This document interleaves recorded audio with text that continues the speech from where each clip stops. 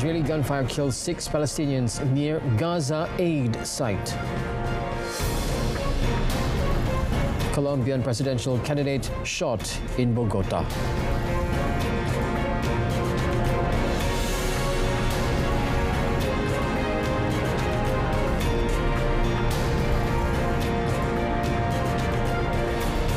Good afternoon and Salam Malaysia Madani. This is World Today. I'm Otto Othman.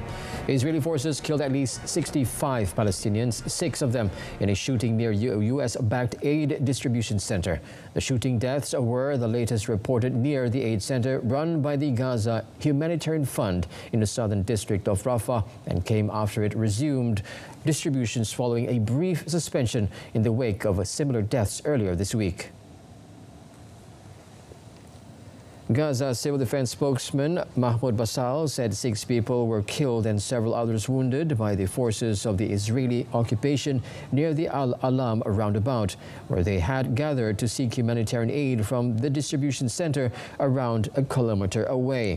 Witness Samir Abu Hadid, who was there at the scene, said thousands of people had gathered near the roundabout, and he added as soon as some people tried to advance towards the aid center, the Israeli occupation forces opened fire from armored vehicles stationed near the center, firing into the air and then at civilians. The Gaza Humanitarian Fund, officially a private effort with OPEC funding, began operations in late May as Israel partially eased a more than 2-month-long aid blockade. United Nations agencies and major aid groups have declined to work with it, citing concerns it serves Israeli military goals. Russia attacked the eastern Ukrainian city of Kharkiv with drones, missiles and guided bombs, killing at least 4 people and injuring more than 60 people, including a baby. Ukrainian President Vladimir Zelensky said the Russian attacks are not retaliatory and they are intended for destruction. І хто б там що не казав, це російські удари не у відповідь, а на знищення. Цілковитого знищення життя. Вони хочуть цього. І в абсолютно всіх містах, селах, на окупованій території справді видно, що означає прихід Росії. Єдине, про що піклуються окупанти, це про військову інфраструктуру та про свою можливість вивести з України все цінне. The Ukrainian military said Russia launched 206 drones, 2 ballistic and 7 other missiles against Ukraine. One of Ukraine's largest cities, Kharkiv, is located just a few dozen kilometers from the Russian border and has been under constant Russian shelling during 1 then 3 years of war. Now, however, city Mayor Ihor Terekov said Kharkiv was experiencing the most powerful attacks since the start of the full-scale war. He stated that dozens of explosions were heard in the city, with multi-story and private residential buildings, educational and infrastructure facilities being attacked. Now, the Kremlin has confirmed that Russian President Vladimir Putin has signed a bill that ratifies the treaty between Russia and the Republic of Seychelles on mutual legal assistance in criminal matters. Russian Foreign Ministry stated that legal help is given if the crime related to the request is punishable under the laws of both parties. At the same time, a side of the treaty may provide legal assistance upon its own consideration, even if the situation is not recognized by its legal legislation as a criminal matter. The treaty also notes that legal assistance may also be provided in connection with the investigations, prosecutions, or judicial proceedings in relation to financial and customs offenses. Legal assistance includes procedures such as delivery of documents relevant to the criminal case, obtaining evidence, locating and identifying persons and objects, summoning witnesses, victims, experts, and other persons to appear voluntarily before the competent authority of the requesting party. A Colombian right-wing opposition senator and candidate to next year's presidential election was shot and wounded during a campaign event in Bogota as the government condemned the incident as an attack. Miguel Uribe was in critical condition and one person had been arrested. Now, the government has leftist President Gustavo Petro said it categorically and forcefully condemned the attack on Uribe. Uribe, a strong critic of Petro, is a member of the Democratic Center Party led by the influential former President Alvaro Uribe, who governed Colombia from 2002 to 2010. Uribe was participating in a campaign event and speaking to supporters when a gunman shot him twice in the head and once in the knee before being detained. Last October, Uribe once announced his intention to run in the 2026 presidential election. An assassination attempt on a high-profile political figure has not been seen since in Colombia since the era of drug lord Pablo Escobar in the early 1990s. Now, the United Nations mission in Libya welcomed the formation of 2 committees by the Libyan Presidential Council to address safety and human rights after recent deadly clashes in Tripoli. Now, the committees were composed of key parties, with one aimed at strengthening security arrangements to prevent the outbreak of fighting and ensure the protection of civilians. The second committee was tasked with addressing human rights concerns in detention facilities, including widespread arbitrary detention. The United Nations mission said it was committed to providing technical support to the newly formed committees. It also stressed that the committees come at a crucial moment when Libyans are demanding meaningful reform, accountable and democratic state institutions. Libya is split between the UN-recognized government in Tripoli, led by Prime Minister Abdul Hamid Deiba, and a rival administration in the east. Last month, its capital was rocked by days of deadly fighting between rival armed groups that left at least 8 people dead.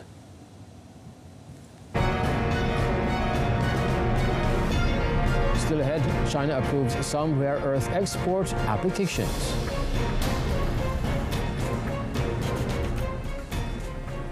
China has approved several export license applications for rare earth-related items in response to rising global demand for medium and heavy rare earth elements fueled by the growth of industries. Now, the Ministry of Commerce of a spokesperson said that this includes robotics and new energy vehicles. Now, items related to rare earth elements exhibit dual-use properties, fulfilling both military and civilian functions, and it is important to recognize that implementation of export controls on these items is consistent with international standards. Now, the spokesperson emphasized that the purpose of the controls is to better safeguard national security and interest, as well as to fulfill international non-proliferation obligations, demonstrating China's consistent commitment to world peace and regular stability. Now, China will continue to strengthen the review process for complaint applications and is ready to enhance communication and dialogue on export controls with relevant countries to facilitate complaint trade.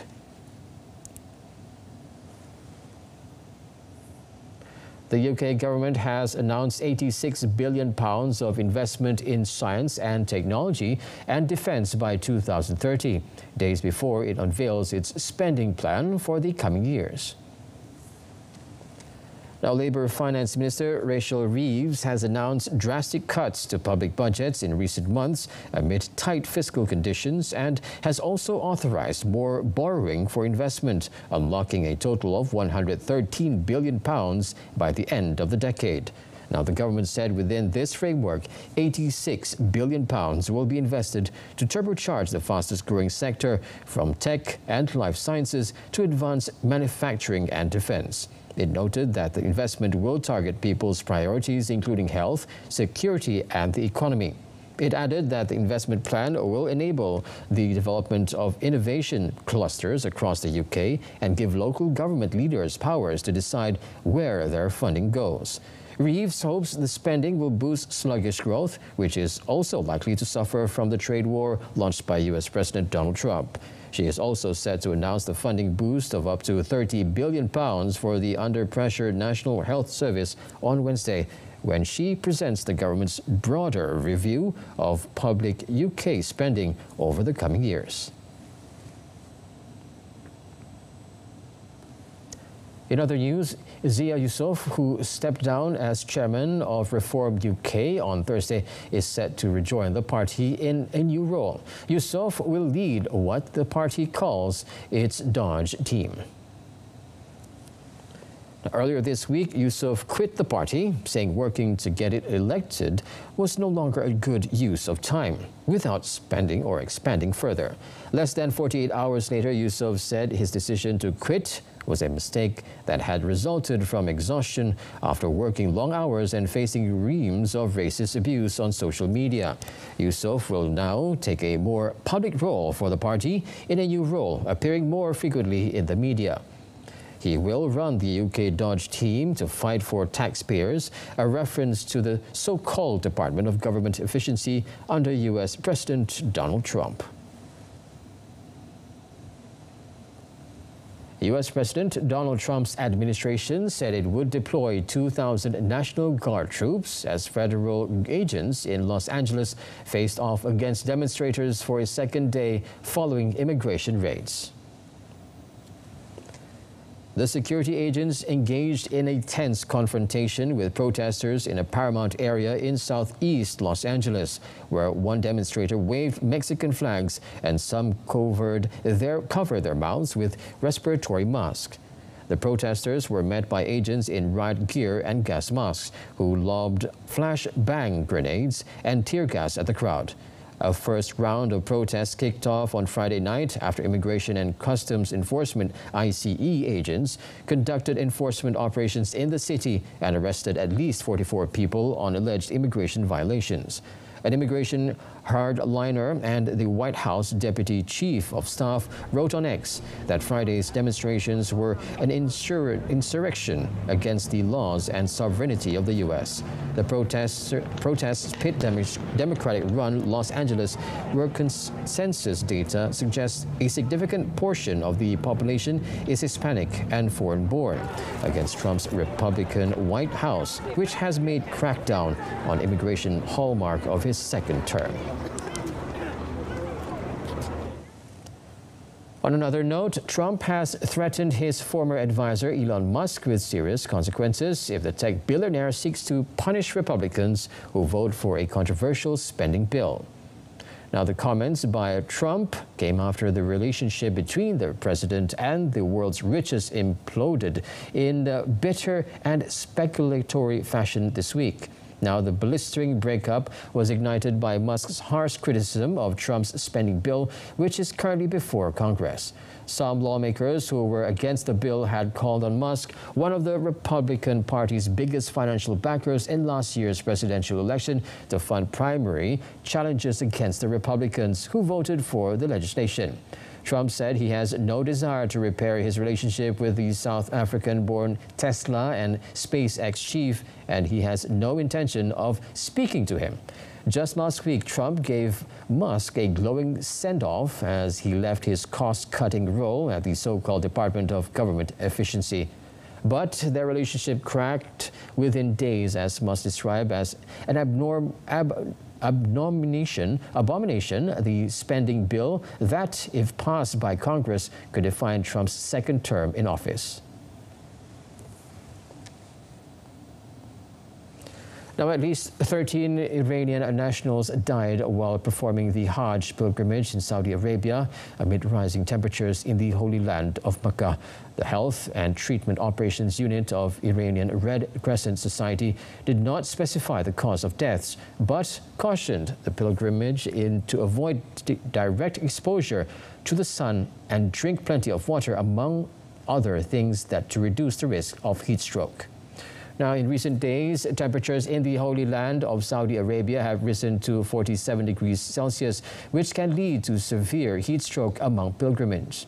Now, this year, 86,700 Iranians went to Saudi Arabia for the pilgrimage. Last year, more than 1,300 people, including 22 Iranians, died during the Hajj pilgrimage in Saudi Arabia, where temperatures hit 51.8 degrees Celsius. Climate change is driving an increasing number of deadly heat waves across the globe, with the World Health Organization estimating that heat kills at least 500,000 people every year, warning that the real figure could be up to 30 times higher.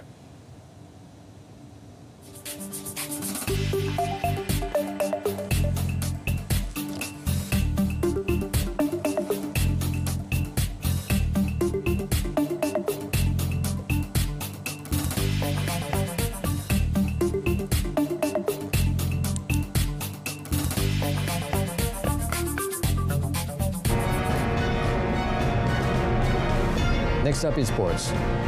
Tina move into Indonesia Open final.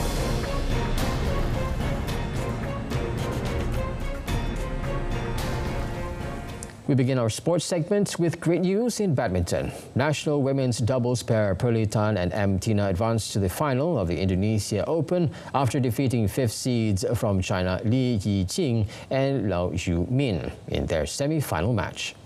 Now, the pair, currently ranked 4th in the world, displayed composure in the deciding set, overcoming the 6th-ranked Chinese duo with excellent play and solid communication before finishing with a 12-21, 21-17, 21-11 victory. Now, they also received strong cheers throughout the 64-minute match from the crowd in the arena at Istora Senayan in central Jakarta. The pair also expressed satisfaction but believe there is still much room for improvement heading into the second final appearance in Indonesia.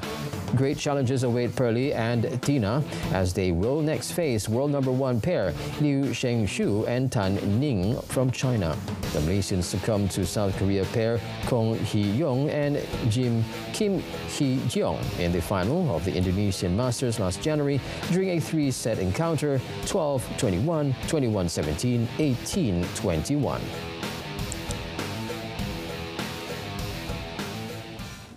National rider Muhammad Hakim Danish Ramli maintained his position at the head of the MotoGP Rookies Cup rider standings after securing yet another second-place finish in race 5 of the competition at the Aragon circuit in Spain. The 17-year-old started the first race of the third round in 6th place and managed to catch up with the leading group, only to be thwarted by Spaniard Brian Ureta, who won with a time of 26 minutes and 38.204 seconds. Muhammad Hakim Danish, who won the round last season, finished 0.007 seconds behind Ureta, while third place went to another Spanish rider, David Gonzalez, who was a further 0.068 seconds behind. Dan saya akan cuba lagi untuk fight dan saya takkan pernah give up dan saya akan terus bersemangat untuk lawan lagi. Even with the second-place finish, the Malaysian remains at the top of the overall standings with 100 points ahead of Urete with 75 points and Gonzalez 35 points. Meanwhile, Ducati's World Championship leader Marc Marquez recovered from a poor start to win the sprint at the Aragon Grand Prix ahead of his brother Alex and Fermin Aldeguirre of Gresini Racing for an all-Spanish podium on home soil. Marc had broken the lap record in qualifying to take pole, but he started poorly, losing traction due to wheel spin to briefly drop to 4th when he was shoulder barged aside by Pedro Acosta. Alex, meanwhile, shot off the line to take the lead going into turn 1, but Marc moved up to 2nd with a neat overtake on the 2nd lap, setting his sights on Alex. The younger brother managed to hold on for a few laps, but Marc pounced once again on turn 1, diving in the onside in the start of the sixth lap to take first place as the home crowd roared in appreciation. Once Mark moved into the lead, the two brothers disappeared into the distance, even as Mark continued to widen the gap, while Alex's Rossini teammate Aldeguer reeled in Franco Morbidelli and eased past him to take third with 3 laps left. Mark's 7th sprint victory on the season in 8 rounds moved him 27 points clear of Alex in the championship, with the Ducati rider winning by more than 2 seconds. Moving on to tennis, Coco Gauff battled back from a set down to beat world number 1 Aryna Sabalenka in a Grand Slam final for the second time with a dramatic victory in the French Open showpiece. Sabalenka at the 2023 US Open. The 21-year-old more than made amends for her emotional 2022 final loss to Iga Swiatek at Roland Garros, outlasting Sabalenka over 2 hours and 38 minutes. Gauff was rock solid after falling a set down, while Sabalenka made 70 unforced errors in windy conditions in a match which followed a very similar pattern to Gauff's victory at Flushing Meadows 2 years ago. Sabalenka won just 48% of first serve points on her powerful serve, with Gauff winning 60%. Belarusian Sabalenka was aiming to become the only current women's player to win 3 of the 4 Grand Slam events after her US Open triumph last year and back to. Now in football, England laboured to a 1-0 away win over Andorra to maintain their 100% start to their World Cup qualifying campaign, with captain Harry Kane's second half goal sparing their blushes. Now, the opening whistle, England's build-up play was pedestrian, and only Noni Madueke garnished his reputation, especially before halftime, with some penetrating runs. Now, he tested Andorra keeper Iker Alvarez with a curling shot and set up a couple of other chances, one for Jude Bellingham, who looked most of England's team looked flat and well off the pace after a long season. Kane wasted England's best chance in the first half, shooting wide from close range after another dangerous ball, but Madueke had been turned back by Curtis Jones. Now, Kane broke the stalemate, however, in the 50th minute, stabbing a shot high into the net after his initial effort was saved and Madueke was alert to whip the rebound to his keeper. Now, England secured the win and sit comfortably top of Group K with 3 wins from 3 matches.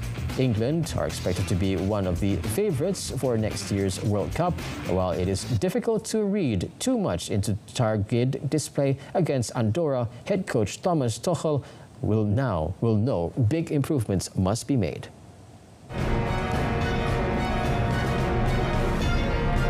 Up next, badminton robot trained to play against humans.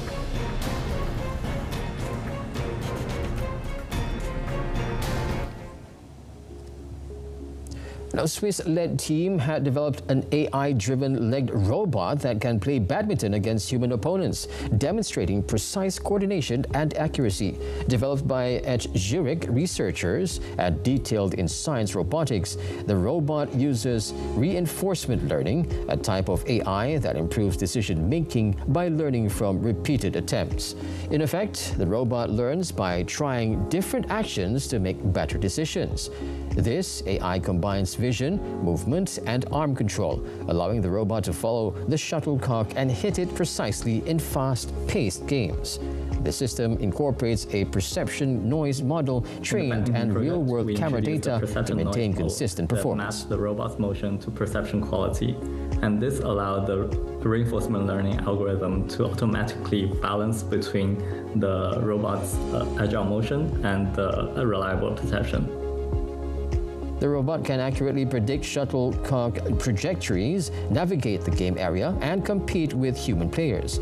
Yontao Ma believes it showcases AI's potential to drive legged robots in complex tasks, paving the way for future advancements in autonomous intelligent systems and including humanoids. Urban artists have turned a 5-story office building in Paris's business district into a space featuring street art ranging from raw graffiti to gallery portraits. The Zoo Art Show Paris gathers the works of 500 artists from France and beyond, including the US, Germany, Spain, Belgium, China, Japan and other countries. Antoine, the creator of the Zoo Art Show, said he hopes to show the evolution of street art in the space spanning 4,000 square meters in the heart of the La Défense district. Nous, on a commencé il y a plus de 20 ans. À la base, on ne pensait pas se retrouver en galerie, ni pouvoir gagner d'argent. C'était juste vraiment, il n'y avait que des problèmes à cette époque-là. Mais on voulait appartenir à ce monde. On faisait partie d'une minorité et on voulait vraiment faire partie de ce monde et mettre son nom le plus d'endroits possible sur Paris. The exhibition opened yesterday with tickets for the public at €18. A new immersive art installation with fleeting and constantly changing AI-generated images of the natural world is welcoming visitors to South by Southwest London. The audiovisual installation, called Grounding, used landscape imagery to train AI algorithms to create its own version of the shifting nature of land, water, air, and weather. Visual Arts Damien Roach said Grounding consists of a series of large screens showing constantly evolving AI-generated images of forest, mountains, clouds, lightning, and water, set a synthetic soundtrack designed to evoke the great outdoors. The environment that people find themselves in never really repeats itself. So we have all of these animations sort of being generated, and their relationship is always shifting. Now, the work used bespoke AI algorithms trained on photographic data sets of the kind of images of the natural world that people are familiar with to produce the generative images that make up Grounding's Vive videos. Now, Grounding was commissioned to headline the Free Arts at South by Southwest London program, part of the South by Southwest Festival that ran from 2 to 7 June and celebrated the convergence of art and technology.